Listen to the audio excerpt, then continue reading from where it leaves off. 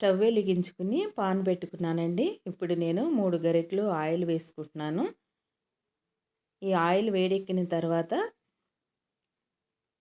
రొయ్యలు చక్కగా నీట్‌గా కడిగేసేసి వేసుకున్నానండి. ఇవి పచ్చి రొయ్యలండి. మా చెట్టు కరివేపాకు కూడా కొద్దిగా వేసుకుంటున్నాను. ఈ నూనెలో ఈ రొయ్యల్ని కొద్దిగా వేయించుకుని ఇప్పుడు ఒక స్పూన్ సాల్టు, హాఫ్ స్పూన్ పసుపు వేసుకుని ఒకసారి కలుపుకుందామండి. ఇప్పుడు 2 ఉల్లిపాయలను సన్నగా కట్ చేసి వేసుకుంటున్నానండి. ఈ కూరకు మాత్రం పచ్చిమిరపకాయలు ఎక్కువ వేసుకోవాలండి. 15 పచ్చిమిరపకాయలు సన్నగా కట్ చేసి వేసుకుంటున్నానండి. ఇక్కడ మనం ఏ మసాలాలు వాడమండి. పచ్చిమిరపకాయలు ఘాటే ఈ కూరకి మంచి టేస్ట్ తెచ్చిపెడుతుందండి. ఇలా చేసుకుంటే చాలా టేస్ట్‌గా ఉంటుందండి. ఒకసారి కలుపుకుందామండి. ఇప్పుడు కారం వేసుకుంటున్నానండి, ఒక స్పూను.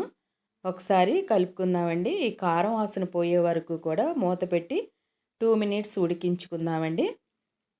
ఇలా మగ్గిన తర్వాత ఇప్పుడు 2 కోడిగుడ్లు వేసుకుంటున్నానండి. ఈ కోడిగుడ్లు ఒకసారి కలుపుకుందామండి.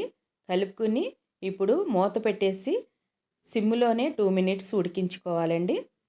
కూర ఇలా ఎర్రగా ఏగే వరకు వేయించుకున్నానండి. నాకు ఇక్కడ 10 నిమిషాలు పట్టిందండి. పచ్చి రొయ్యలు కోడిగుడ్లు పొరుటు రెడీ.